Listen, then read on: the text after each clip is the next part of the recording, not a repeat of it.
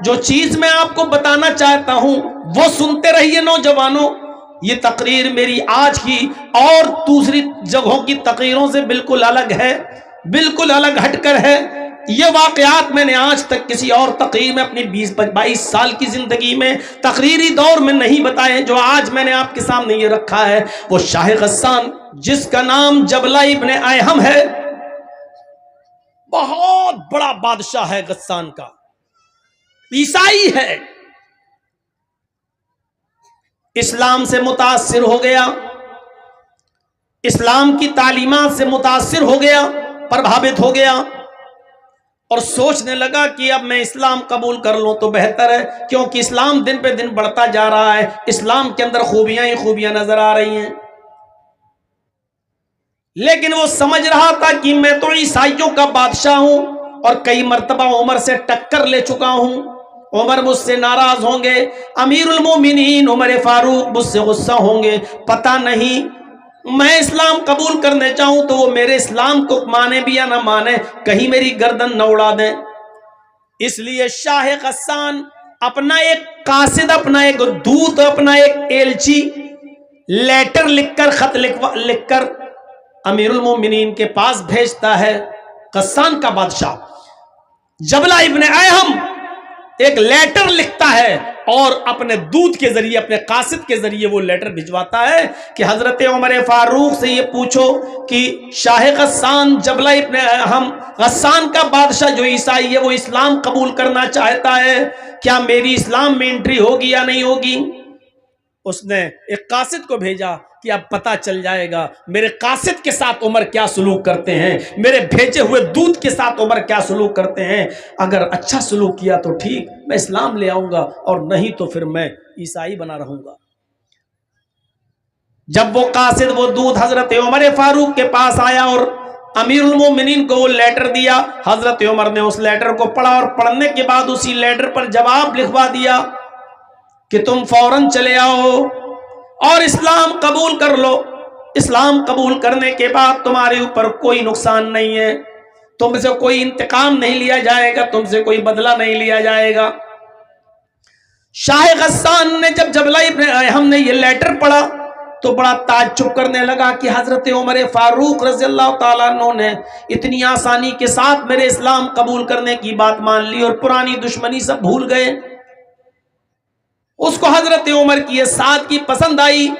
اس نے اپنے 500 گھڑ سواروں کو لیا، 500 ساتھیوں کو لیا اور اپنے گھوڑوں پر بیٹھ کر وہ مدینے کی طرف سفر کرنے لگا. اپنے ساتھیوں کے ساتھ جیسے ہی مدینے آیا تو حضرت عمر فاروق کا شہر مدینہ آنے سے پہلے اس نے ایک جنگل کے اندر خیمہ ڈالا، ایک جنگل کے اندر پڑاؤ ڈالا، اور یہاں آنے کے بعد رک گیا اور یہیں سے اس نے خبر بھیجی کہ میں آ چکا ہوں، اب میں آپ سے ملنے آؤں یا نہیں آؤں. حضرت عمر فاروق نے اس کو اجازت دے دی کہ جب تم آ ہی چکے ہو تو اب شوق سے تم مدینے کے اندر داخل ہو جاؤ. حضرت عمر نے اپنے صحابہ کو بھی لگا دیا کہ ان مہمانوں کی اچھی طریقے سے مہمان نوازی کرنا. وہ شاہ غسان بہترین مکٹ و تاج پہنے ہوئے، دونوں طرف اس کے ڈائمنڈ ہیرے لگے ہوئے، قیمتی ہیرے لگے ہوئے، کبوتر کے انڈے کے مانند قیمتی ہیرے جڑے ہوئے تاج پہن کر وہ عیسائیوں کا بادشاہ، غسان کا بادشاہ جب مدینے میں اپنے 500 ساتھیوں کے ساتھ داخل ہوتا ہے تو حضرت عمر فاروق نے اس قافلے کا بہت سواگت کیا، بہت اچھی خاطر مدارات کی اور ان کی مہمان نوازی کی اور کلمہ پڑھا کر اس کو اسلام قبول کروا دیا. وہ مسلمان ہو گیا. شاہ غسان عیسائیوں کا بادشاہ وہ مسلمان ہو جاتا ہے. وہ شاہ غسان جب مدینے میں داخل ہوتا ہے 500 ساتھیوں کے ساتھ اور اسلام لے آتا ہے، حضرت عمر فاروق اس کی عزت و خاطر مدارات کر رہے ہیں. انہی دنوں میں حج کا سیزن شروع ہو جاتا ہے، انہی دنوں میں حج کا سیزن شروع ہو جاتا ہے. مدینے سے لوگ مکے کی طرف حج کرنے جا رہے ہیں. حضرت عمر فاروق نے شاہ غسان سے جبلہ ابن ایہم سے کہا کہ کیوں نہ آپ کو بھی حج کا موقع مل رہا ہے، تم بھی چلو اور تم بھی حج کر لو، ہم لوگ جا رہے ہیں حج کرنے کے لیے. آئے غسان کے بادشاہ تمہیں بھی حج مبارک ہو اور میں چاہتا ہوں کہ تم بھی میرے ساتھ حج کرنے کے لیے چلو۔ وہ بھی تیار ہو گیا، اور شاہ غسان جب تیار ہوتا ہے حج کرنے کے لیے روانہ ہوا اپنے ساتھیوں کے ساتھ، اور یہ سب لوگ جب مکے میں پہنچے تو الگ الگ ہو گئے۔ چلو جاؤ، اب طواف کے بعد ملیں گے، عمرے کے بعد ملیں گے، بعد میں ملاقات ہوگی۔ حضرت عمر بھی طواف کرنے لگے، اور خانہ کعبہ پہنچنے کے بعد شاہ غسان بھی طواف کرنے لگا۔ ایک خوبصورت لنگی پہنے ہوئے تھا احرام کی شکل میں، اوپر ایک چادر ڈالے ہوئے تھا، اور بہترین قسم کی ایک لنگی پہنے ہوئے تھا۔ بادشاہ تھا، چونکہ وہ پیسوں کی اس کے پاس کوئی کمی نہیں تھی۔ وہ طواف کرنے لگا۔ دوران طواف ایک نوجوان صحابی سے، جو اعرابی تھا، جو دیہاتی تھا، وہ نوجوان صحابی بھی طواف کر رہا تھا۔ بھیڑ زیادہ ہونے کی وجہ سے اس نوجوان آدمی کا پیر شاہ غسان کی لنگی کے اوپر رکھ گیا۔ ایسے وہ طواف ہو رہا تھا تو ایسے وہ پیر سے لنگی دب گئی، شاہ غسان کی لنگی دب گئی۔ شاہ غسان جب آگے بڑھا تو اس کی لنگی کھل گئی، شاہ غسان کی لنگی کھل گئی۔ چادر اتنی لمبی تھی اوپر والی، جو نیچے تک تھی اس کی شرمگاہ نہیں دکھائی دی، ستر نہیں کھلا، اس کی لنگی کھل گئی۔ اس نے جلدی سے، نوجوان نے، اس مسلمان صحابی نے جلدی سے اس کی لنگی اٹھا کر اس کو دی کہ بھائی غلطی سے، دھوکے سے میرا پیر تمہاری چادر پر، تمہاری لنگی پر رکھ گیا۔ شاہ غسان نے دیکھا ایک غریب آدمی جس کے احرام میں پیوند لگے ہوئے ہیں، جس کے کپڑے میں جوڑ لگے ہوئے ہیں، اس کمینے نے، اس کمبخت نے میری لنگی کو اپنے پیر سے دبا دیا۔ شاہ غسان پیچھے مڑا اور اس نے ایک زوردار تھپڑ اس مسلمان نوجوان کو، اس صحابی کو مار دیا۔ دیکھو اس لڑکے کو روکو تو لال لائٹ مار رہا ہے، یہی ماں باپ نے سکھایا ہے۔ اتنے اتنے سے بچے ہیں، ان کو یہ بھی نہیں معلوم لائٹ کہاں ماری جاتی ہے۔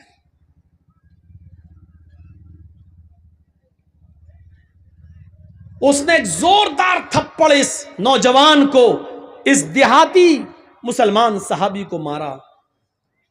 تھپڑ اتنی زور کا لگا کہ اس نوجوان دیہاتی صحابی کی آنکھ پھوٹ گئی، اس کی ایک آنکھ باہر آ گئی۔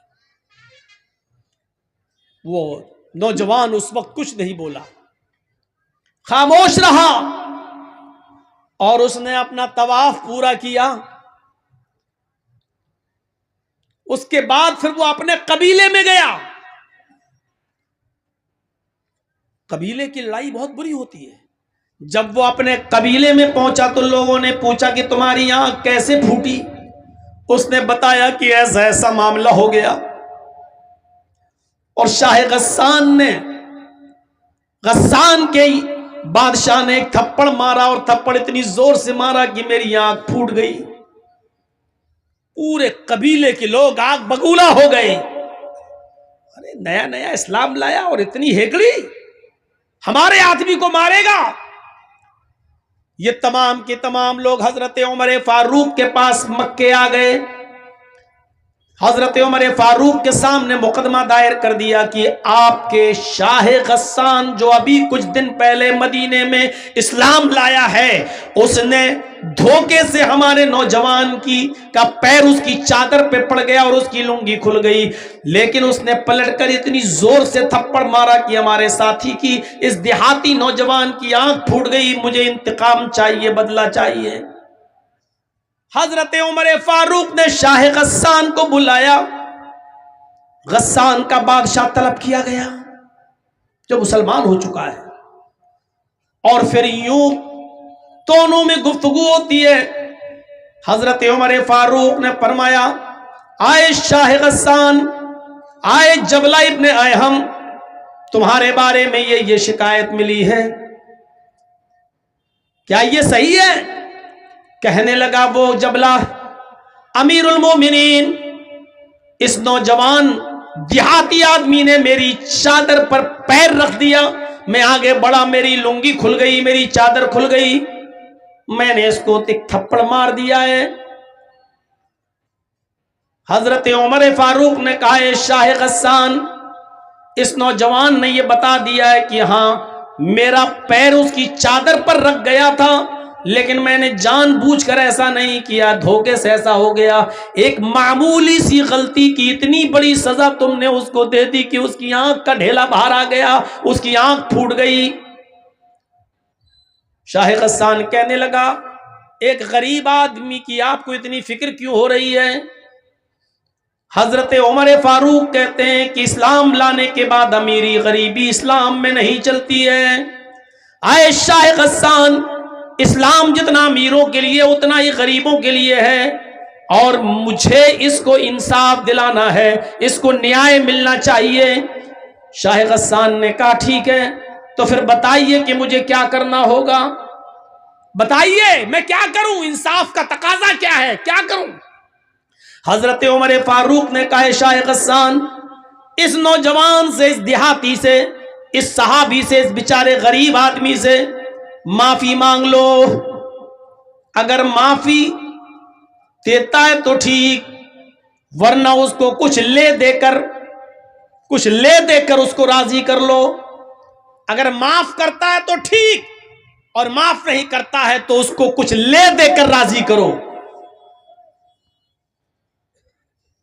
شاہ غسان کہنے لگا ایک معمولی آدمی سے، میں غسان کا بادشاہ ہوں اور میں نے بادشاہت کی ہے، امیر المومنین میں بادشاہ ہوں، میرا باپ بھی بادشاہ رہ چکا ہے، میرا دادا بھی غسان کا بادشاہ رہ چکا ہے، میں خاندانی بادشاہت سے چلا آ رہا ہوں، اور میں بادشاہ ہونے کے بعد ایک معمولی آدمی سے، ایک غریب آدمی سے معافی مانگوں گا؟ یہ بالکل نہیں ہو سکتا ہے، میں کسی بھی قیمت پر معافی مانگنے کے لیے تیار نہیں ہوں، میں ایک معمولی آدمی سے معافی مانگوں گا۔ حضرت عمر فاروق نے کہا تو پھر انتقام کے لیے تیار ہو جاؤ۔ اس نے کہا کیسا انتقام؟ کہا آنکھ کے بدلے آنکھ، تمہاری بھی آنکھ پھوڑی جائے گی۔ غور کرو یہ کس سے کہہ رہے ہیں حضرت عمر فاروق، جو ابھی چند دن پہلے اسلام لایا ہے، بادشاہ 500 لوگوں کے ساتھ اسلام لایا ہے، غسان کا بادشاہ ہے۔ کہا میری آنکھ پھوڑی جائے گی؟ کہا ہاں۔ تو کہنے لگا پھر میں ایسے اسلام کو چھوڑنے کے لیے تیار ہوں، آئے امیر المومنین، جس میں امیروں کا خیال نہ رکھا جائے، جس میں بادشاہوں کی بادشاہت کا بھی خیال نہ رکھا جائے، جس میں ان کی عزت و توقیر کا خیال نہ ہو، تو ایسے اسلام کو پھر میں چھوڑ دوں گا۔ حضرت عمر نے کہا یہ تمہاری مرضی۔ اس نے کہا ٹھیک ہے، میں اسلام چھوڑنے کے لیے تیار ہوں، لیکن اس سے معافی نہیں مانگوں گا۔ حضرت عمر فاروق نے کہا اگر اسلام چھوڑتے ہو تو یاد رکھنا مرتد کی جو سزا ہے اسلام میں وہ میں تمہیں دوں گا، اور مرتد کی سزا یہ ہے کہ اسلام جو نہیں لایا وہ تو چین کے ساتھ ہے، وہ تو سکون کے ساتھ ہے، لیکن اسلام لانے کے بعد پھر اسلام کو چھوڑ کر کسی اور مذہب میں کوئی جاتا ہے تو پھر اسلام میں اس کی سزا ہے کہ اس کی گردن اڑائی جائے۔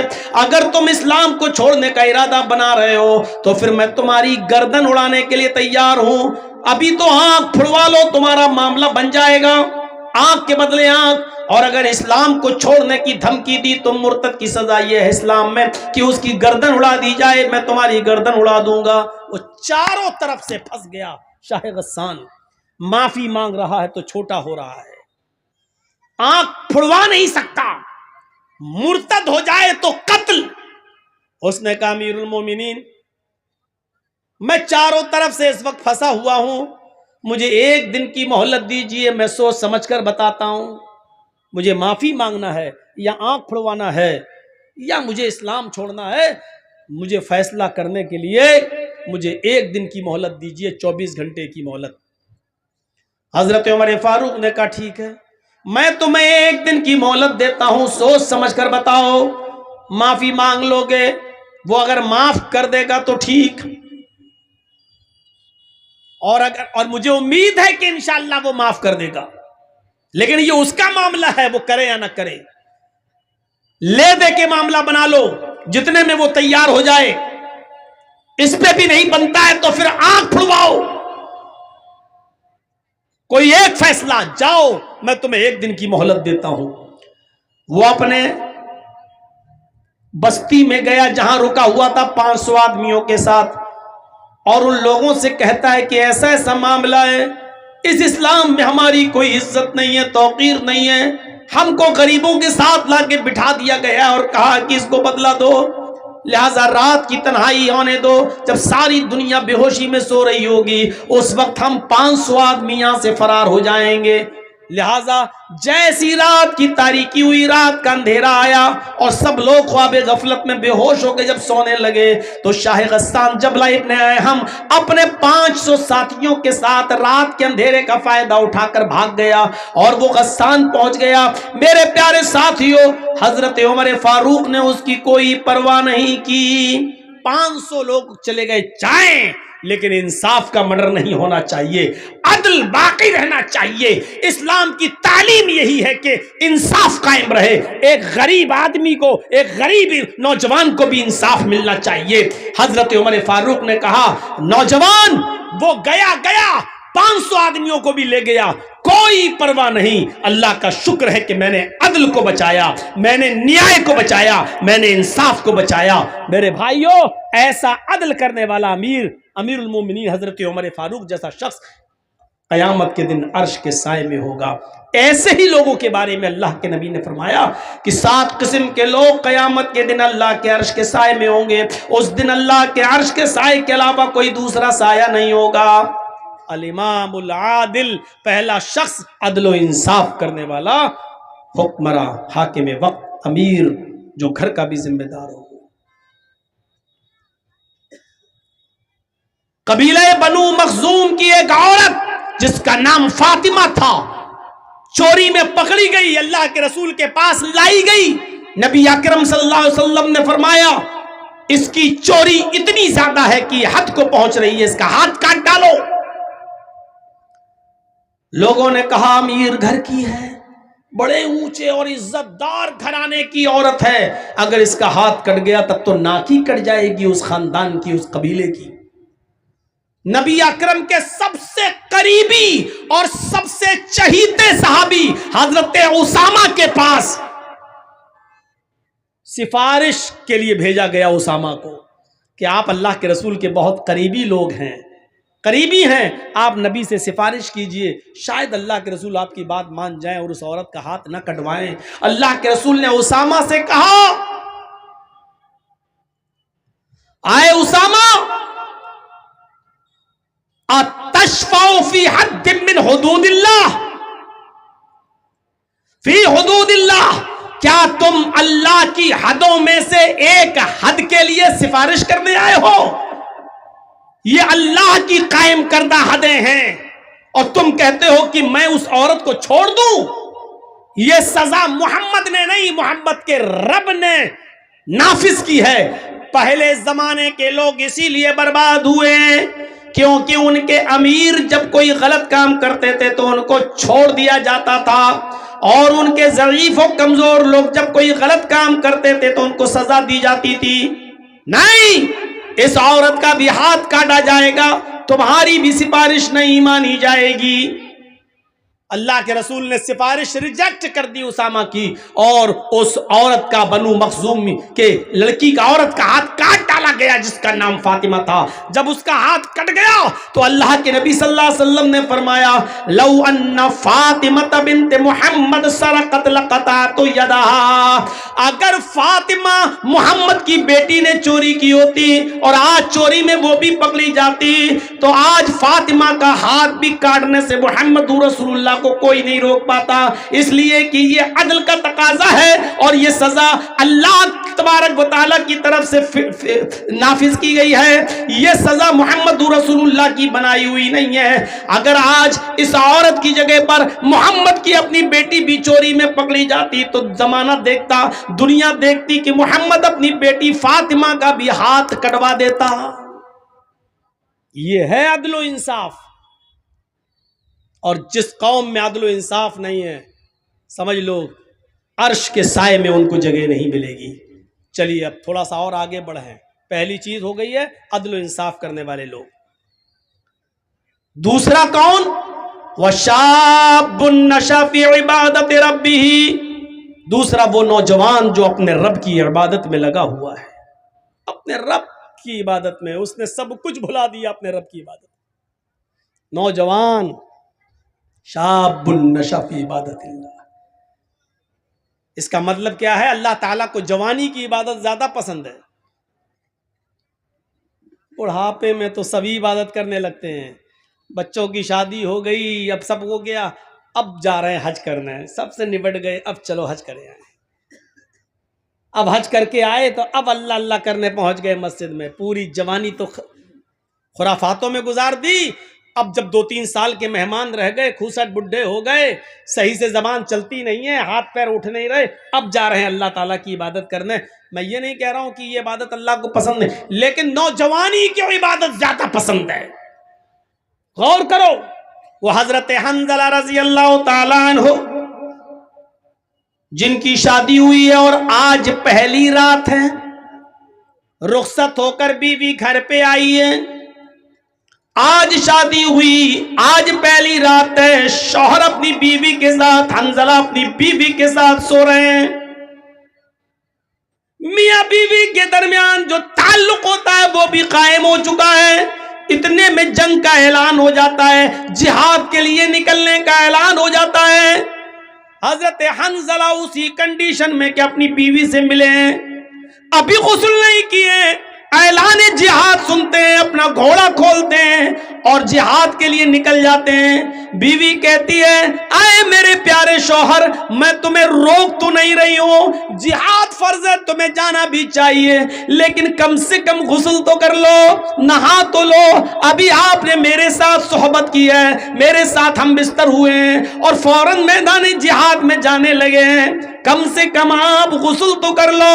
فرمایا، اے میری بیوی، اعلان نہیں سنا ہے، یہ ندائی، یہ آخری آواز ہے، اس آواز کو سننے کے بعد کوئی شخص بھی اب تھوڑی دیر بھی اپنے گھر میں نہیں رک سکتا ہے۔ میری بیوی، میں غسل کے لیے کیسے رک جاؤں کہ یہ آخری ندا آ چکی ہے کہ اب کوئی بھی اپنے گھر میں نہ رکے، میں فوراً نکل رہا ہوں۔ اللہ میرے دل کے حال کو جانتا ہے، اللہ میرے دل کی نیت کو جانتا ہے۔ اٹھے، گھوڑا کھولا اور دوڑے اور چلے گئے میدان جنگ میں، لڑے، کئی کافروں کو قتل بھی کیا، لیکن اس جنگ کے اندر خود بھی شہید ہو گئے، شہید ہو گئے۔ اور شہید کا اصول یہ ہے شریعت میں کہ اس کو جن کپڑوں میں شہید ہوتا ہے، کوئی آدمی اللہ کی راہ میں جب مارا جائے تو انہی کپڑوں میں دفن کیا جاتا ہے، شہید کو کوئی نیا کفن نہیں پہنایا جاتا، شہید کو غسل نہیں دیا جاتا، شہید کی جنازے کی نماز نہیں پڑھی جاتی، ایسے ہی اس کو انہی کپڑوں میں دفن کر دیا جاتا ہے۔ جب اس کو دفن کرنے کے لیے لے جایا جا رہا تھا تو حنظلہ کی بیوی کہنے لگی، اے اللہ کے رسول، میرے شوہر کو غسل دے دیجئے۔ اللہ کے نبی فرماتے ہیں، اے حنظلہ کی بیوی، کیا تجھے پتہ نہیں تیرا شوہر شہید ہوا ہے اور شہید کو غسل نہیں دیا جاتا، اس کو انہی کپڑوں میں کفنایا جائے گا، انہی کپڑوں میں دفنایا جائے گا جس میں وہ شہید ہوا ہے، اور قیامت کے دن اسی حال میں اٹھے گا کہ اس کے جسم سے خون گر رہا ہوگا۔ اللہ خون گرتے ہوئے خون کو دیکھ کر کہے گا، فرشتوں اس کو جنت میں لے جاؤ، یہ تو میرے لیے ساری چیزوں کی قربانی دے کر آیا ہے، اس کا کیا حساب لوں، اس سے کیا سوال کروں، اس سے کیا پوچھ تاچھ کروں، اس سے کیا کوشچن آنسر کروں، اس کو جنت میں داخل کر دیں۔ حنظلہ کی بیوی کہتی ہے، اللہ کے رسول، میں کیسے بتاؤں، ان اللہ لا یستحی من الحق، اللہ تعالی حق بات سے نہیں شرماتا ہے۔ میری شادی ہوئی تھی، حنظلہ نے میرے ساتھ رات گزاری تھی اور میرے ساتھ صحبت کی تھی، اور جب آخری اعلان سنا تو بغیر غسل کے وہ نکل گئے اور جہاد کرنے لگے. میں اس غسل کی بات کر رہی ہوں جو غسل بیوی سے ملنے کے بعد کیا جاتا ہے. حنظلہ کو وہ غسل دے دیجئے, کیونکہ حنظلہ بغیر غسل کے نکل گئے تھے اور وہ شہید کر دیے گئے. تھوڑی دیر توقف کیا, اللہ کے نبی جناب محمد رسول اللہ تھوڑی دیر رکے رہے اور تھوڑی دیر کے بعد فرمایا ساتھیو اس جنازے کو اٹھاؤ اور قبرستان میں لے جا کر ان کو دفن کرو, میں بھی چل رہا ہوں. حنظلہ کی بی بی پھر بولی اے اللہ کے نبی اتنی دیر رکنے کے بعد بھی آپ نے غسل نہیں دیا. فرمایا اے حنظلہ کی بی بی اپنے گھر جا, تیرے شوہر کو محمد رسول اللہ کے غسل کی ضرورت نہیں ہے. آسمان سے 70,000 فرشتے زمین پر اترے اور ان فرشتوں نے تیرے شوہر کو غسل دے دیا. تیرا شوہر غسیل الملائکہ ہے, فرشتوں نے تیرے شوہر کو غسل دے دیا ہے. تیرے شوہر کو ہمارے غسل کی ضرورت نہیں ہے, تیرا شوہر فرشتوں کے ذریعے غسل دیا ہوا ہے. اور پھر حنظلہ کو دفن کر دیا گیا. میرے بھائیوں یہ نوجوانی کی عبادت تھی. اپنی پیاری بیوی کو چھوڑ دیا, پہلی شادی, پہلی رات, 24 گھنٹے بھی اپنی بیوی کے ساتھ نہیں رہ پایا اور اعلان سنا, نکل گیا, جہاد کیا اور قتل ہو گیا, شہید ہو گیا. ایسا نوجوان اللہ کے عرش کے سائے میں ہوگا. وَشَابٌ نَشَأَ فِي عِبَادَةِ رَبِّهِ, وہ عقبہ ابن نافع جس نے اسلام کا پرچم لہراتے لہراتے دائیں اسلام بائیں اسلام پیچھے اسلام سامنے سمندر, اللہ میں دائیں دیکھتا ہوں تو تیرے نبی کا جھنڈا لہرا رہا ہے, بائیں جہاں جاتا ہوں تیرے نبی کا پرچم لہرا رہا ہے, پیچھے مڑ کے دیکھتا ہوں اور جہاں جہاں تک میں گیا ہوں تیرے نبی کا جھنڈا لہر چکا ہے, سامنے سمندر ہے, اب میں کیا کروں. یعنی اب دنیا میں کوئی چپا باقی نہیں رہا جہاں تک ہم گئے, اسلام اسلام, اب سامنے سمندر ہے. اے اللہ یہ ہمارے ساتھ 1500 نوجوان ہیں جو گھوڑے پہ بیٹھے ہوئے ہیں, یہ سب اسلام کا جھنڈا لہرانا چاہتے ہیں. میں نے دائیں بائیں اور پیچھے تو اسلام لہرا دیا ہے, تیرے نبی کا جھنڈا پھہرا دیا ہے, لیکن آگے سمندر ہے. اے اللہ اب میں کیا کروں. اس نے سمندر کے پاس اپنی تلواروں کو گاڑا, سمندر کے پانی سے وضو بنایا اور وہیں پر نماز پڑھ دی. نماز ادا کرنے کے بعد کہنے لگا وہ نوجوان عقبہ ابن نافع, اے اللہ اگر میں اس سمندر کے بارے میں جان جاؤں کہ اس سمندر کو پار کرنے کے بعد بھی تیری کوئی مخلوق رہتی ہے, اس سمندر کو کراس کرنے کے بعد کوئی تیری بستی آباد ہے جہاں تیرے بندے رہتے ہیں, تو اے اللہ اگر مجھے اس بات کا علم ہو جائے تو قسم ہے تیرے عزت و جلال کی, میں اپنے گھوڑوں کو سمندروں میں ڈال دوں گا اور سمندر سے تیرتے تیرتے اس بستی تک پہنچنے کی کوشش کروں گا, اور اس وقت تک چین کے ساتھ نہیں سوؤں گا جب تک کہ اس بستی میں بھی تیرے نبی جناب محمد رسول اللہ کا پرچم نہ لہرا دوں. عقبہ ابن نافع کے اندر یہ کون سا جذبہ تھا, عبادت کا جذبہ.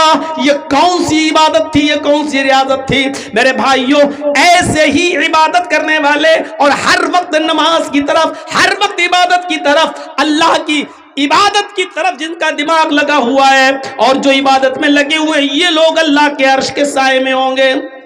یہ اللہ کے عرش کے سائے میں ہم اور آپ سردیوں کے دنوں میں, دسمبر کی اور جنوری کی سردی میں جو اپنے اوپر سے کمبل نہ ہٹا سکے, جو لحاف کی قربانی نہ دے سکے, جو اپنی نیند کی قربانی نہ دے سکے اور تصور کیا بیٹھا ہوا ہے کہ ہم اللہ کے عرش کے سائے میں ہوں گے, ہمیں جنت ملے گی. میرے بھائیو جنت اتنی سستی اور اتنی آسان بھی نہیں ہے. دو چیزیں, عدل و انصاف کرنے والا اور دوسرا وہ نوجوان جو اللہ اپنے رب کی عبادت پہ لگا ہوا ہے.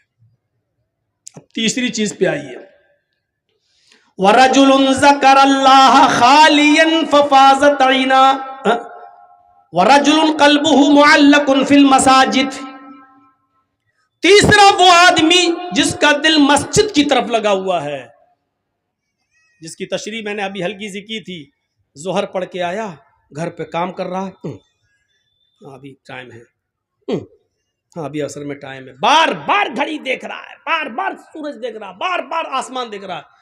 بار بار کان لگا رہا ہے اذان کی آواز تو نہیں آ رہی، اور جیسے ہی عصر کی اذان ہوئی فوراً مسجد میں عصر پڑھ کے آیا، مغرب کی طرف دماغ لگا ہوا، فوراً مغرب پڑھ کے آیا، گھر پہ کچھ کھانا وانا کھایا، بار بار اس کا دماغ، اس کا دل مسجد کی طرف لگا ہے، کب عشاء ہو کب عشاء ہو کب عشاء ہو، اور جیسے عشاء کا وقت ہوا فوراً مسجد میں، عشاء کے بعد سو رہا ہے گھر میں، بار بار بیچ میں رات میں آنکھ کھلتی ہے، بار بار گھڑی دیکھ رہا ہے، بار بار باہر نکل کے دیکھتا کہیں فجر کا وقت تو نہیں ہو گیا ہے، اور جیسے ہی فجر کی اذان کا وقت ہوا فوراً مسجد میں، قلبہ معلق فی المساجد، جس کا دل لٹکا ہوا ہے مسجد۔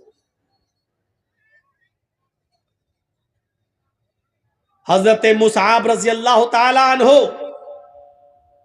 عامر ابن عبداللہ ابن زبیر کا واقعہ نقل کرتے ہیں۔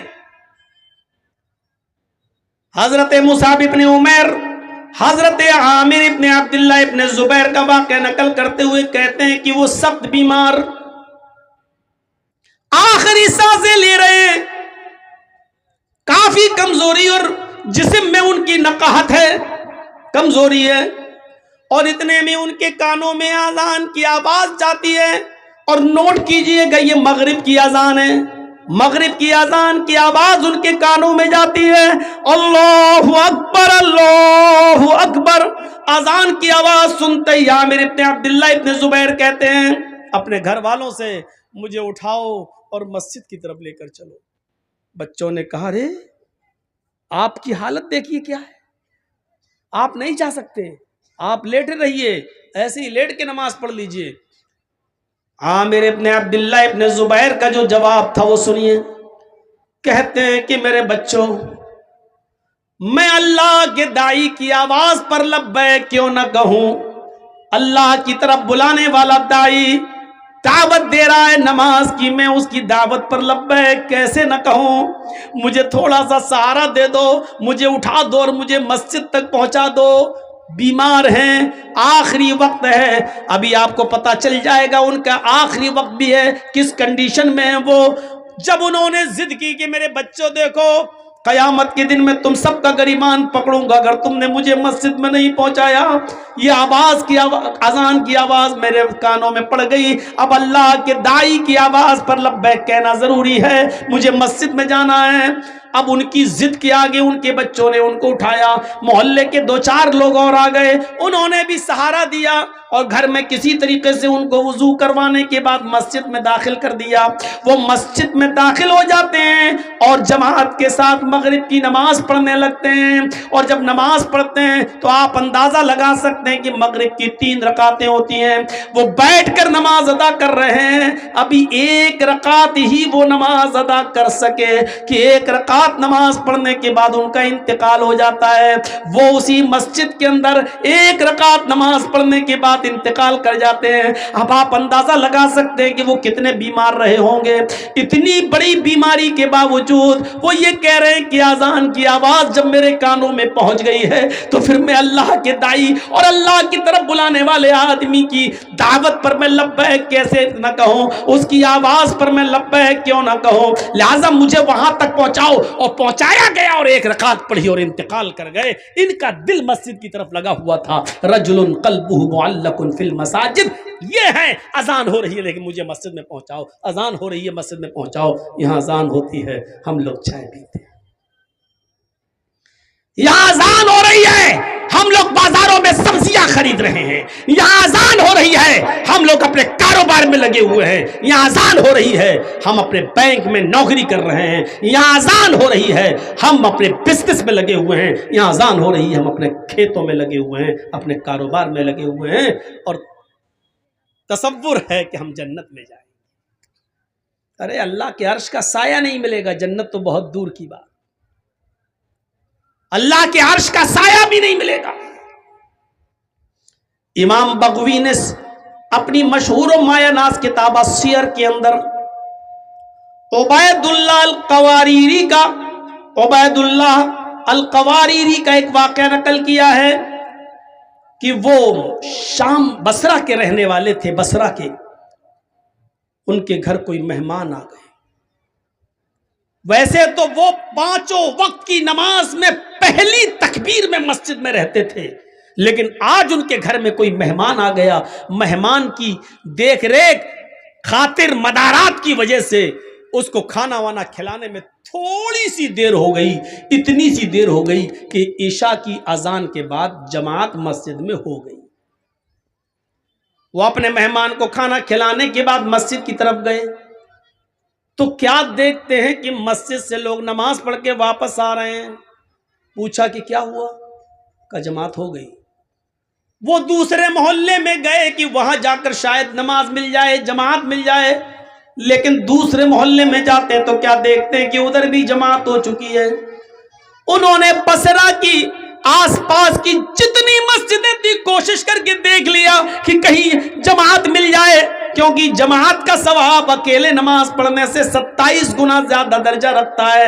اس ثواب کی امید میں وہ جاتے ہیں کہ نماز ادا کر لوں، جماعت مل جائے، لیکن ان کو بصرہ کی کسی مسجد میں عشاء کی جماعت نہیں ملی۔ تو پھر وہ اپنے گھر آ گئے اور اپنے گھر پر انہوں نے جائے نماز بچھائی، مصلی بچھایا اور عشاء کی نماز وہ پڑھنے لگے۔ جب وہ ایک مرتبہ 4 رکعت عشاء کی پڑھ چکے تو کہنے لگے کہ عشاء کی نماز جماعت کے ساتھ اگر میں پڑھتا تو 27 گنا درجہ ملتا، 27 گنا ثواب ملتا، تو کیوں نہیں میں جماعت کے ثواب کو پہنچنے کے لیے عشاء کی نماز کو 27 بار پڑھ لوں۔ اگر میں 4 رکعت کر کے 27 مرتبہ اگر میں نماز پڑھوں گا تو ہمیں جماعت کا ثواب مل جائے گا۔ تو انہوں نے اپنے گھر میں عشاء کی نماز کو 27 مرتبہ پڑھا، 27 بار، 4 رکعت پھر ہو گئے، چلو اب دوبارہ کھڑے ہو گئے، پھر 4 رکعت، پھر تیسری بار کھڑے ہو گئے۔ انہوں نے عشاء کی نماز کو کتنی بار پڑھا؟ 27 بار۔ اس کے بعد مطمئن ہو گئے کہ اب مجھے جماعت کا ثواب مل گیا، یعنی انشاءاللہ جو جماعت مجھ سے چھوٹی ہے اس کے برابر ثواب مل جائے گا۔ اس کے بعد جب بستر پہ سونے گئے، علامہ بغوی، امام بغوی سیر میں نقل کرتے ہیں، جب وہ بستر پر لیٹتے ہیں تو خواب میں دیکھتے ہیں کہ وہ گھڑ سواروں کے ساتھ دوڑ رہے ہیں۔ ایک قوم ہے، ایک کچھ لوگ جو اپنے اپنے گھوڑوں کو دوڑا رہے ہیں، مقابلہ کر رہے ہیں۔ عبید اللہ القواریری بھی اس قوم کے ساتھ اپنے گھوڑے کو دوڑا رہے ہیں، اور کیا دیکھتے ہیں کہ سارے لوگ آگے آگے جا رہے ہیں، سب کے گھوڑے مجھ سے آگے دوڑ رہے ہیں، میرا گھوڑا سب سے پیچھے کی طرف ہے۔ میرے گھوڑے سے آگے ایک اور آدمی ہے، وہ بھی اپنا گھوڑا دوڑا رہا ہے۔ میں اس سے بھی آگے نکلنا چاہتا تھا کہ میں نے اپنے گھوڑے کو ایڑ لگائی، میں نے اپنے گھوڑے کو ٹھوکر ماری، میں نے اپنے گھوڑے کو کوڑا مارا کہ آگے نکلے۔ تو مجھ سے آگے جو سواری تھا، مجھ سے آگے جو گھڑ سوار تھا، وہ کہنے لگا، اے عبید اللہ، اپنے گھوڑے کو ایڑ مت لگاؤ، اپنے گھوڑے کو کوڑا مت مارو، مجھ سے آگے نکل کی کوشش نہ کرو۔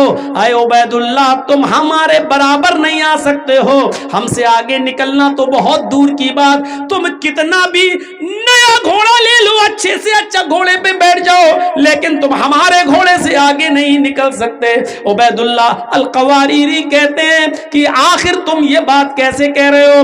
میرا گھوڑا تمہارے گھوڑے سے اچھا ہے، اور پھر بھی ہم تمہارے گھوڑے سے آگے نہیں نکل پائیں گے، آخر وجہ کیا ہے؟ تو وہ شخص کہنے لگا جو مجھ سے آگے تھا، اے عبید اللہ، تم ہم سے اس لیے آگے نہیں نکل سکتے کیونکہ عشاء کی نماز ہم نے جماعت کے ساتھ پڑھی ہے، اور تم نے عشاء کی نماز جماعت کے ساتھ نہیں پڑھی۔ 27 مرتبہ نماز پڑھنے کے بعد بھی وہ درجہ نہیں ملا جو جماعت کے ساتھ نماز پڑھنے کا ملتا ہے۔ وَرَجُلٌ قَلْبُهُ مُعَلَّقٌ فِي الْمَسَاجِدِ، تیسرا وہ آدمی مسجد جس کا دل مسجد کی طرف لٹکا ہوا ہے، وہ آدمی اللہ کے عرش کے سائے میں ہوگا۔ نماز کی طرف ایسا دل ہونا چاہیے۔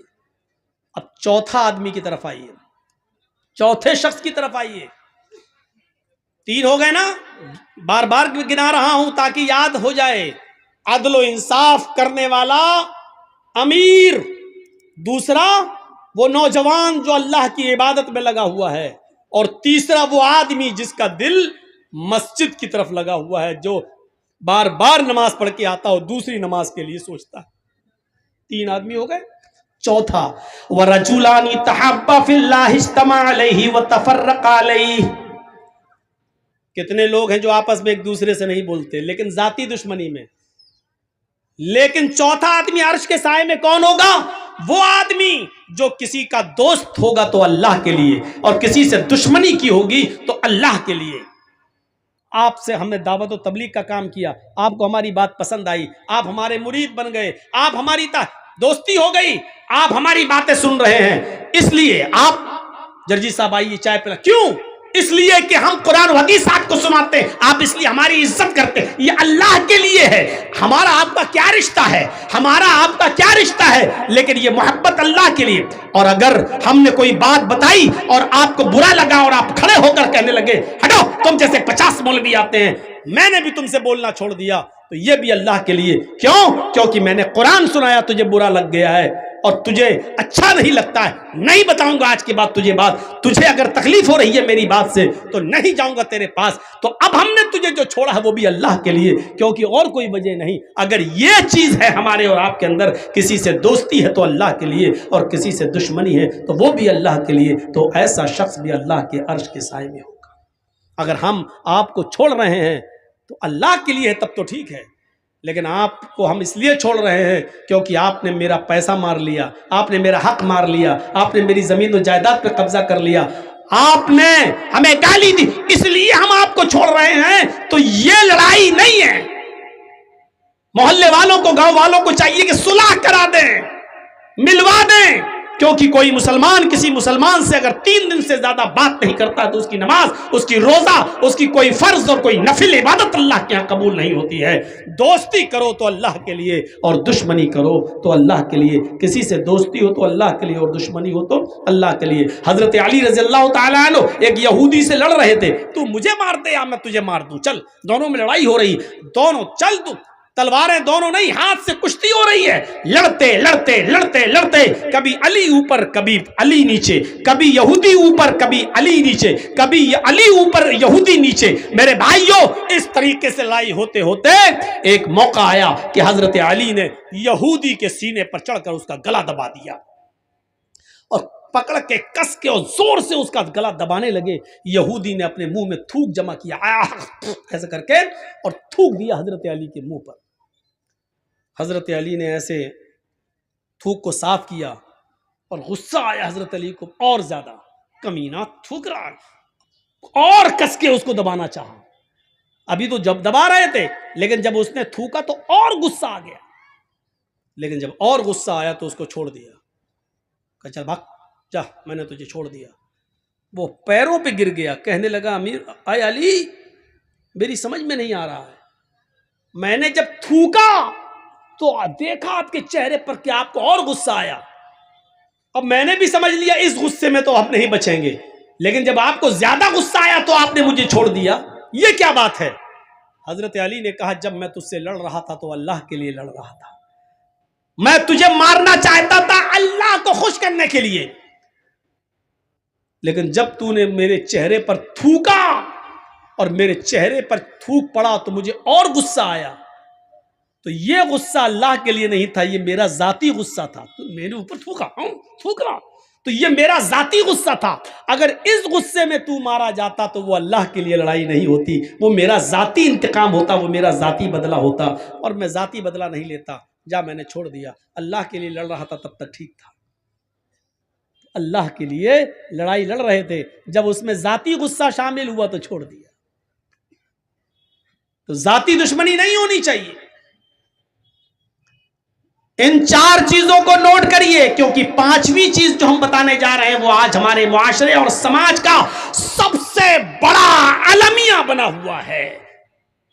پہلا شخص عدل و انصاف کرنے والا انسان، دوسرا وہ نوجوان جو اللہ کی عبادت میں لگا ہوا ہے، تیسرا وہ آدمی جو جس کا دل مسجد کی طرف لٹکا ہوا ہے، اور چوتھا وہ شخص جو محبت کرتا ہے کسی سے تو اللہ کے لیے، اور دشمنی کرتا ہے کسی سے تو اللہ کے لیے.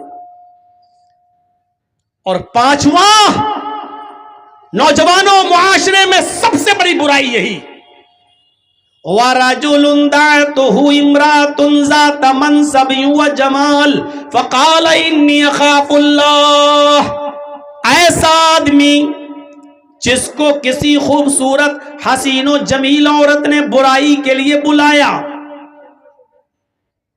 ذات منصب، شریف گھر کی، و جمال، اور خوبصورت. بدچلن عورتوں کے بارے میں بات نہیں ہو رہی ہے، بازارو عورتیں، پیشہ ور عورتیں، جسم فروش عورتیں، ان کے بارے میں بات نہیں ہو رہی. آپ کے علاقے کی، آپ کے گاؤں کی کوئی شریف گھر کی عورت، ذات منصب، حسب و نسب والی بہترین شریف گھرانے کی لڑکی، و جمال، اور خوبصورت عورت، اگر وہ آپ کو بلاتی ہے کہ آؤ چلو ہمارے ساتھ یہ کام کر لو، ذات منصب، پیسے والی، دولت والی، یعنی وہ آپ کو پیسہ بھی دے رہی ہے، وہ آپ کو موقع بھی دے رہی ہے، وہ آپ کو تنہائی میں بھی لے جا رہی ہے، اس کے پاس سارے انتظام ہے، وہ کہہ رہی ہے کہ میرا روم الگ ہے، میں پیسہ بھی دوں گی، میرے ساتھ رہو، میرے ساتھ کھاؤ، میں کھانا بھی دوں گی، اور میرے ساتھ تم غلط کام کرو گے میں تمہیں اس کی اجرت بھی دوں گی، اور خوبصورت بھی ہے، ذات منصب، یعنی ایسی عورت نے آپ کو بلایا جو خود امیر ہے، جو خود شریف ہے، جو خود پیسے والی ہے، اور جو خود بہت اونچے گھرانے کی ہے، اور خوبصورت اور حسین و جمیل ہے. آپ کے پاس کچھ نہیں لیکن وہ آپ کو دعوت دے رہی ہے، آپ کے پاس موقع نہیں لیکن وہ موقع دے رہی ہے، آپ کے پاس تنہائی کی جگہ نہیں لیکن وہ آپ کو تنہائی کی جگہ دے رہی ہے. یہ سب کچھ ہونے کے بعد پھر آپ نے ایسی خوبصورت، ایسی حسین و جمیل، اور ایسی ذات اور منصب اور حسب اور نسب والی اور ایسی شریف عورت کو دیکھ کر کہا، ہٹ، چل بھاگ یہاں سے، انی اخاف اللہ، میرا رب مجھے دیکھ رہا ہے، میں اللہ سے ڈرتا ہوں، میں تیرے قریب نہیں جا سکتا، میں یہ غلط کام نہیں کر سکتا. ایسی عورت کی دعوت کا انکار کرنے والا اور ایسی عورت کے دل اور ارادے کو پورا نہ کرنے والا شخص اللہ کے عرش کے سائے میں ہوگا، اللہ کے عرش کے سائے میں ہوگا. امام ابن سیرین کا نام سنیں، بہت بڑے بزرگ گزرے ہیں، بہت خوبصورت تھے، بہت حسین و جمیل تھے.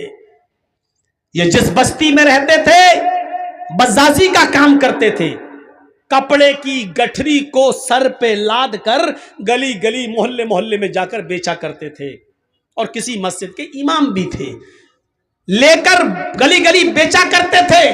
اس علاقے میں ایک امیر زادی بیوہ عورت رہتی تھی، اس کا شوہر مر چکا تھا، اس کی کافی لونڈیاں تھی، باندیاں تھی، خادمہ تھی، یعنی بہت پیسے والی تھی، بہت امیر تھی، امیر زادی، امیر کی بیٹی تھی وہ.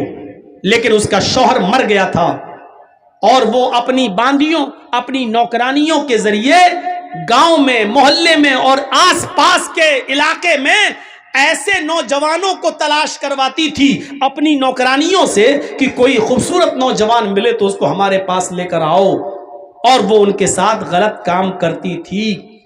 ایک باندی نے، اس کی ایک نوکرانی نے اپنی مالکہ سے کہا، اس بیوہ عورت سے، کہ ایک امام ہے، بہت خوبصورت ہیں، حسین و جمیل ہیں، نوجوان ہیں، کہو تو میں ان کو تمہارے پاس لے کر آؤں، کپڑا بیچتے ہیں. تو کہا ٹھیک ہے، اس کو لے کر آؤ. امام ابن سیرین کے پاس یہ باندی گئی، وہ کپڑا لادے ہوئے تھے، ان سے کہنے لگی کہ میری مالکن ہیں، وہ آپ سے کپڑا خریدنا چاہتی ہیں، لیکن وہ بہت پردے والی ہیں، باہر نہیں نکلتی ہیں، وہ اپنے گھر پہ تمہیں بلا رہی ہیں اور آپ سے وہاں کپڑا خریدنا چاہتی ہیں. امام ابن سیرین رحمت اللہ علیہ اس عورت کے پاس جاتے ہیں، باندی باہر رہ جاتی ہے، اور اس بیوہ عورت نے ان کو اپنے گھر کے اندر بلا لیا. یہ کپڑا دکھانے لگے، دیکھو بہن، دیکھو دیکھو، کپڑا کھول کھول کے ان کو دکھانے لگے. اور اس کو تو کپڑا لینا ہی نہیں تھا. جب اس کو کپڑا لینا نہیں تھا تو وہ دل لگی کی باتیں کرنے لگی، بہلانے پھسلانے کی باتیں کرنے لگی، ان کو اپنی طرف مائل کرنے لگی اور کہنے لگی مجھے کپڑا خریدنا ہی کب ہے، آئیے میرے قریب ہوئیے اور میرے ساتھ جمع کیجئے، میرے ساتھ ہم بستری کیجئے. امام ابن سیرین نے سارے کپڑے کی گٹھری باندھی اور اس کو پیک کر کے رکھا اور پھر ان کو واعظ کرنے لگے، نصیحت کرنے لگے، ان الحمد للہ نحمدہ ونستعینہ ونستغفر، پورا خطبہ دے ڈالا اور زنا کی مذمت پر قرآن کی آیتیں پڑھ کے اس کو بتائیں، اور بہت سی باتیں بتانے کے بعد جہنم کا عذاب، قبر کے عذاب کے بارے میں بتایا، سب کچھ سنایا، لیکن اس بیوہ عورت پر کوئی فرق نہیں پڑا، اس نے کچھ نہیں دیکھا، وہ بار بار کہتی رہی ٹھیک ہے اللہ غفور رحیم ہے، معاف کرنے والا ہے، تم آؤ پہلے میرے پاس، تم آؤ پہلے میرے قریب۔ جب دیکھا کہ وعظ و نصیحت کا کوئی فرق نہیں پڑا اور یہ عورت مائل ہے، یہ زنا پر آمادہ ہے، تو کہنے لگے کہ اب بچنے کا کوئی راستہ بھی نہیں ہے۔ تو ان کے دماغ میں خیال آیا، آئے نوجوانوں، اللہ والے کیسا کیسا کام کر گئے زنا سے بچنے کے لیے، اور ہم تو یہ تصور بھی نہیں کر سکتے۔ امام ابن سیرین کہتے ہیں اچھا یہ بتاؤ کہ تمہارا باتھ روم کہاں ہے؟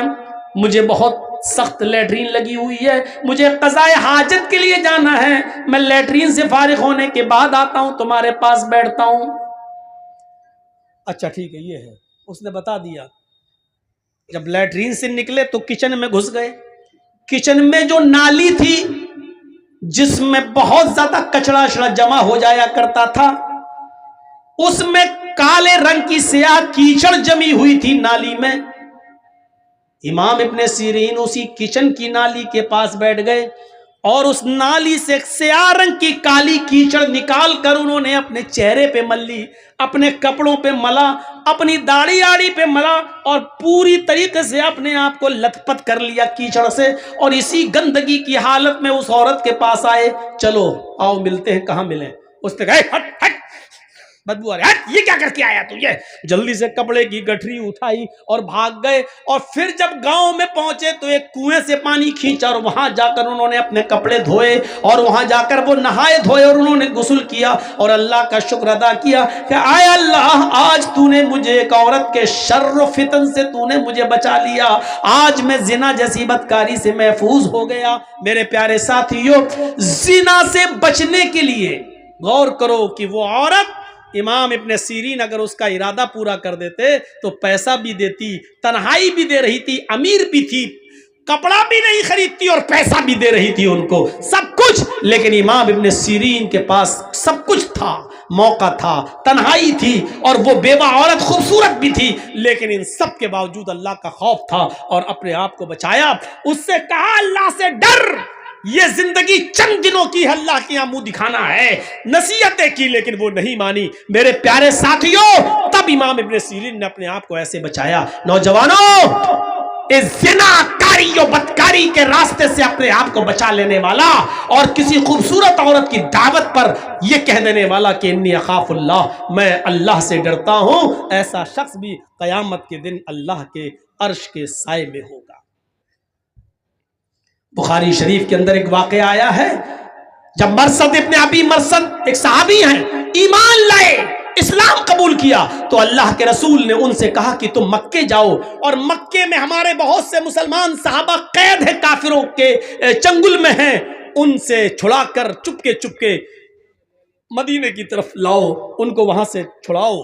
تو یہ رات میں مکے پہنچتے تھے اور رات میں جاتے تھے، چپکے سے کسی گھر میں گھستے تھے، جہاں کوئی مسلمان صحابی قیدی ہوتا تھا اس کو اٹھا کر لاتے تھے اور پھر اس کی بیڑیوں کو توڑتے تھے اور پھر اس کو مدینہ بھیج دیا کرتے تھے، کیونکہ اسلام لانے سے پہلے خود یہ چور تھے، اسلام لانے سے پہلے خود یہ چور تھے، ان کو بیڑیاں توڑنے میں مہارت تھی، یہ جانتے تھے۔ تو اللہ کے رسول نے ان سے وہی کام لیا کہ تم اب مسلمان صحابہ کی بیڑیاں توڑ کر ان کو کافروں سے چھڑاؤ، ان کے اوپر ظلم کر رہے ہیں وہ کافر، ان کو چھڑاؤ۔ تو ایک دن یہ مکے کے اندر پہنچ گئے اور اسی جگہ چلے گئے جہاں مسلمان صحابہ قید تھے، رات کی تاریکی کا فائدہ اٹھایا اور ایک دیوار کے پیچھے چھپ گئے۔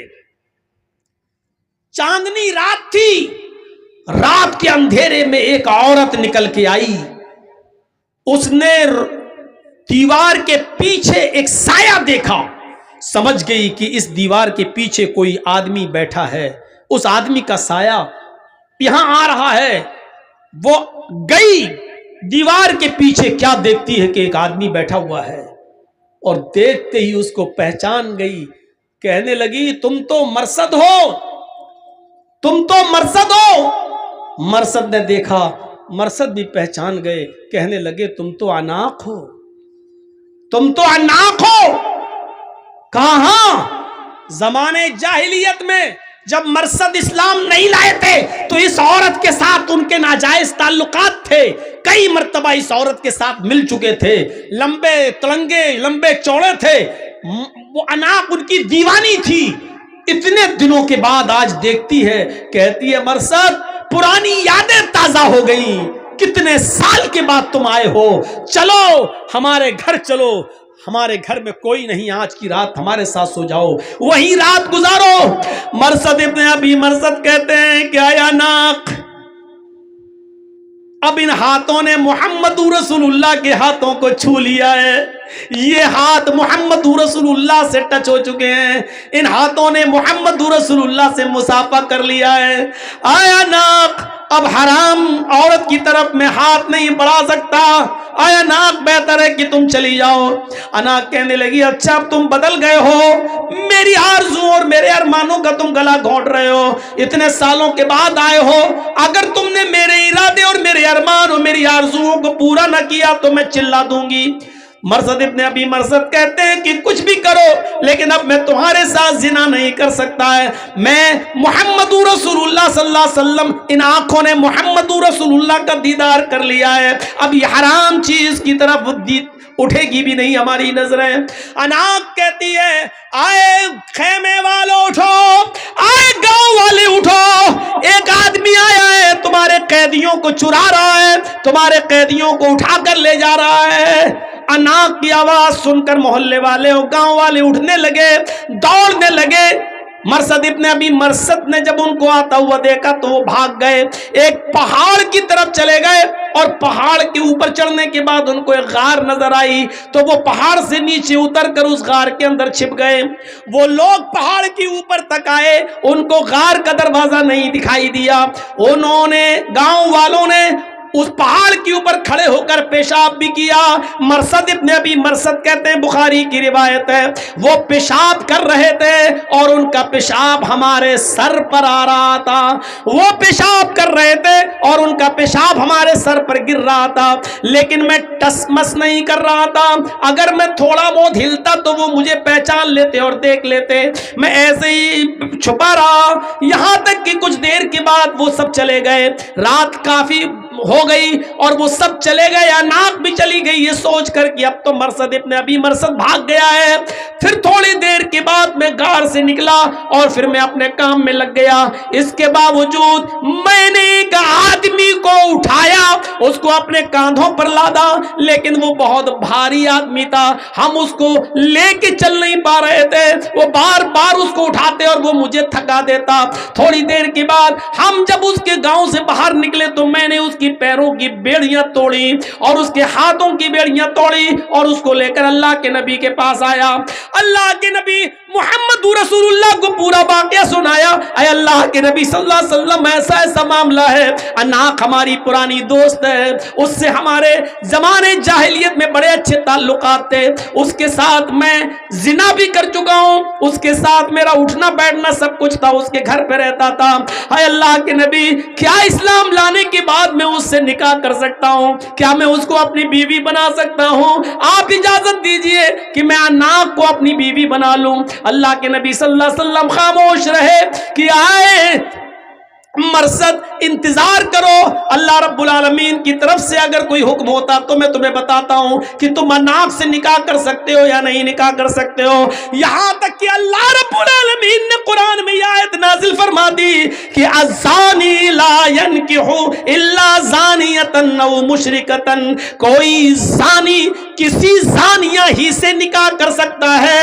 اور کسی مشرکہ سے ہی، اور کوئی زانیہ عورت کسی زانی مرد سے ہی نکاح کر سکتی ہے، یا زانی یا مشرک مرد سے نکاح کر سکتی ہے۔ آئے مرصد، تم ایمان لا چکے ہو، تم مومن ہو چکے ہو، اور کسی مومن کے لیے جائز نہیں ہے کہ کسی زانیہ اور بد چلن عورت سے، کسی زانیہ اور مشرکہ سے نکاح کرے۔ لہذا اللہ تعالیٰ نے تمہیں اناق کے ساتھ نکاح کرنے سے منع کر دیا ہے، تم اناق کو اپنی بیوی نہیں بنا سکتے ہو۔ میرے پیارے ساتھیوں، غور کرو کس طریقے سے اپنے آپ کو زنا سے بچایا۔ جنگل میں موجود بڑی خوبصورت عورت اناق، دوستی بھی رہ چکی ہے زمانے جاہلیت میں، اور وہ کہہ بھی رہی ہے میرے گھر میں کوئی نہیں ہے، چلو اکیلا، تنہائی کا موقع، دل کے سارے دروازے کھلے، پورا چانس اور پورا موقع بھی دے رہی ہے۔ لیکن مرصد ابن ابی مرصد کیا کہہ رہے ہیں؟ اللہ سے ڈر، میں نے اللہ کے رسول کے ہاتھوں کو چھوا ہے، اب یہ کسی حرام چیز کو نہیں چھو سکتے ہیں۔ یہ لوگ اللہ کے عرش کے سائے میں ہوں گے۔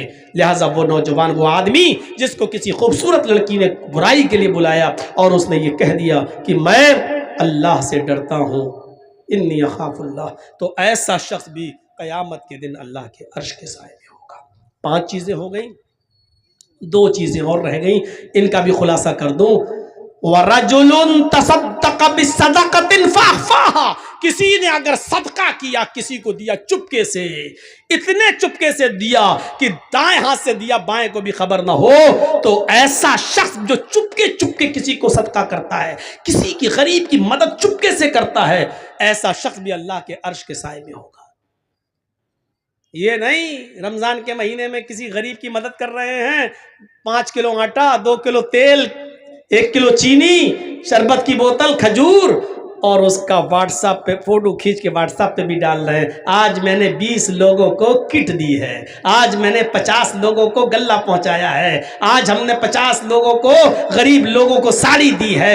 میرے بھائیوں، ایسے لوگ عرش کے سائے میں نہیں ہوں گے جو اپنے نیکیوں کی نمائش کرتے پھرے اور جس کو دے رہے ہو اس کو بھی ذلیل کرتے پھرے بیچارے کو۔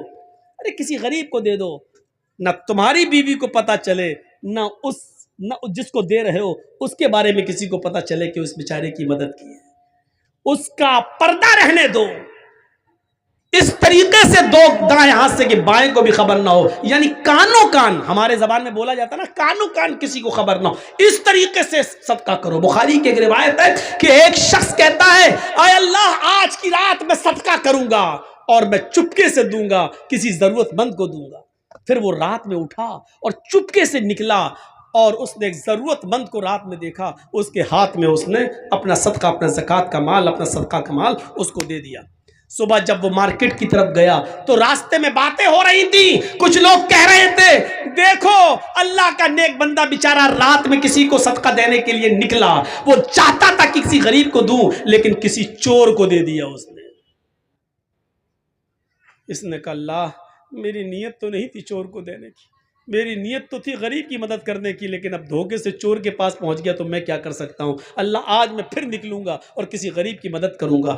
دوسرے دن وہ پھر رات میں نکلا چپکے سے، آج پھر کسی غریب آدمی کو اس نے دیکھا جو رات میں موقع، اس نے پوچھا تم ضرورت مند ہو؟ کہا ہاں، اس نے صدقے کا مال اس کو دے دیا۔ صبح ہو کے راستے میں پھر باتیں ہوئی کہ دیکھو آج بھی بیچارہ دھوکہ کھا گیا، کوئی نکلا اور کسی غریب کی مدد کرنا چاہتا تھا لیکن دھوکہ کھا گیا، آج تو اس نے ایک بہت بڑے امیر کے ہاتھ میں پیسہ پکڑا دیا، آج تو بہت بڑے امیر کی مدد کر دی، جبکہ صدقہ تو غریب کے لیے ہے لیکن دھوکہ کھا گیا، اس نے امیر کو دے دیا۔ اس نے کہا اللہ میں کسی غریب کی مدد کرنا چاہتا تھا لیکن آج بھی دھوکہ کھا گیا، پتہ نہیں کیا ہو رہا ہے، اے اللہ میرے کسی کے چہرے پر تو لکھا نہیں ہے کہ کون امیر کون غریب، اب میرے پاس اور بھی صدقے کا مال ہے، آج کی رات میں نکلوں گا تو میری مدد کرنا اور کسی مستحق تک پہنچا دینا، جس جو مستحق ہو، جو اس کا جو غریب ہو، اے اللہ میں چپکے ہی سے دوں گا، اس طرح دوں گا کہ کسی تیسرے کو پتہ نہیں چلنا چاہیے۔ وہ رات کی تاریکی میں تیسرے دن بھی نکلا اور جب تیسرے دن نکلتا ہے تو پھر کسی غریب کو ڈھونڈتا ہے تو کیا دیکھتا ہے کہ ایک عورت بیٹھی ہوئی ہے، مایوس ہے، پریشان حال ہے۔ یہ اس عورت کے پاس گیا، کہتا بہن اتنی رات میں تم اکیلی مجبور نظر آتی ہو؟ اس نے کہا کہ میں بہت مجبور عورت ہوں، میری مجبوری کا فائدہ مت اٹھاؤ، رات کے اندھیرے میں میرے ساتھ مجبوری کا فائدہ مت اٹھاؤ، جاؤ یہاں سے۔ اس نے کہا میں مجبور ہی انسان کو دیکھ رہا ہوں، 2 دن سے میں برابر دھوکہ کھا رہا ہوں، یہ لیجئے۔ اس نے چپکے سے صدقے کا مال اس عورت کو دے دیا، خوش تھا کہ آج تو میرا صدقہ کسی اچھی جگہ پہنچ گیا، کسی صحیح جگہ پہ چلا گیا۔ صبح ہوتی ہے تو جیسے یہ مارکیٹ کی طرف گیا، لوگوں میں چرچے ہو رہے تھے، تمہیں معلوم ہے؟ کہا نہیں۔ کہا کیا ہوا؟ کہا اللہ کا نیک بندہ آج بھی بیچارہ صدقہ کرنے نکلا اور کسی غریب کی مدد کرنا چاہتا تھا، لیکن آج اس نے ایک بد چلن اور بدکار عورت کو صدقہ کر دیا، اپنا مال کسی زانی اور بد چلن عورت کو دے دیا۔ اس کا کام رات میں روزانہ نکلنے کا ہے اور کسٹمر تلاش کر کے جسم بیچتی ہے، ان سے پیسہ لیتی ہے۔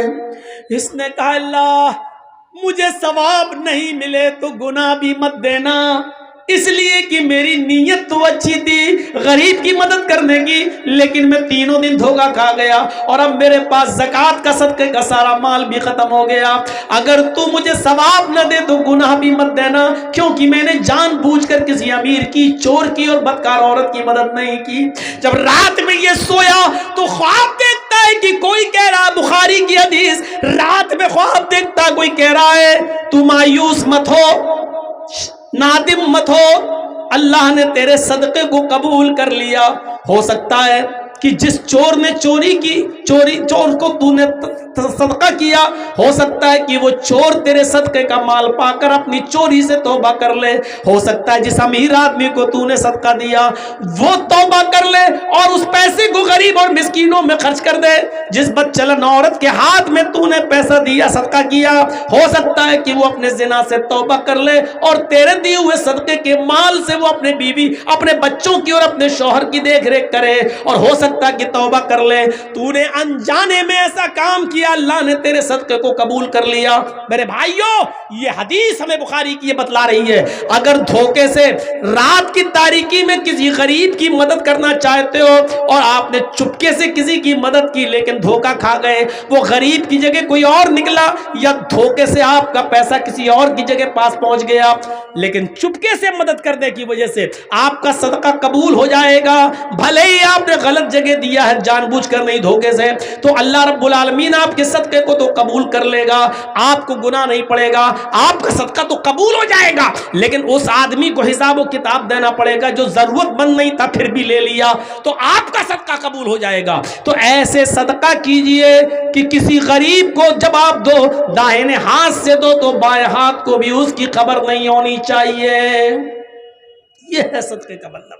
نمائش مت کریے، کسی کی مدد کر لو، ایک فوٹو لینا ذرا، ہاں کھچ، آج میں نے 10 غریب لوگوں کی مدد کی، اللہ کے عذاب سے ڈرو، اس بیچارے کی نمائش کر رہے ہو آپ۔ 6 چیزیں ہو گئی، 7ویں اور آخری چیز اللہ کے نبی نے فرمائی، اللہ کے عرش کے سائے میں کون ہوگا؟ رجل ذکر اللہ خالیا ففاضت عیناہ، جو اللہ کے خوف سے اللہ کو یاد کر کے رات کی تاریکی میں اللہ سے ڈر گیا، اس کے عذاب سے ڈر گیا، تو ایسا شخص اللہ کے عرش کے سائے میں ہوگا قیامت کے دن۔ قیامت کے دن حضرت عمر فاروق رضی اللہ تعالیٰ عنہ رات کے اندھیرے میں روزانہ غریب عورت، ایک بوڑھی اور ایک اندھی اور نابینا عورت کی خدمت کیا کرتے تھے، اور اس کے بعد میں جب خدمت کر کے دربار خلافت میں آتے تھے تو یہ ہاتھ اٹھا کر دعا کرتے تھے تہجد کے بعد، اور روتے ہوئے یہ دعا کرتے تھے کہ ربنا اصرف عنا عذاب جہنم ان عذابها کان غراما، اے اللہ جہنم کا عذاب ہم سے ہٹا لے، اس لیے کہ جہنم کا عذاب برداشت کرنے کی ہمیں چھمتا نہیں ہے، جہنم کا عذاب برداشت کرنے کی ہم میں سکت نہیں ہے۔ وہ روتے تھے، اللہ کو یاد کر کے وہ روتے تھے اور اپنے آنکھوں سے آنسو بہاتے تھے۔ آنسو بہانے کا سب سے اچھا وقت رات کا وقت ہے، اور تنہائی میں روئیے۔ دن میں اگر روتے ہیں تو دکھاوا بھی ہو سکتا ہے، ان کے سامنے روئیں گے تو آدمی کہے گا ہاں بہت رونے والا ہے، دیکھیے کتنا رو رہا ہے۔ رات کی تاریکی میں اور اکیلے میں روئیے اور اپنے رب کو بنائیے اور دعا مانگیے، ربنا اصرف عنا عذاب جہنم ان عذابها کان غراما، الہ العالمین تو جہنم کے عذاب سے ہم کو نجات عطا فرما، اے اللہ جہنم کے عذاب سے ہم کو بچا لے، ان عذابها کان غراما کہ تیرا عذاب بہت ہی زیادہ سخت اور چپٹنے والا ہے۔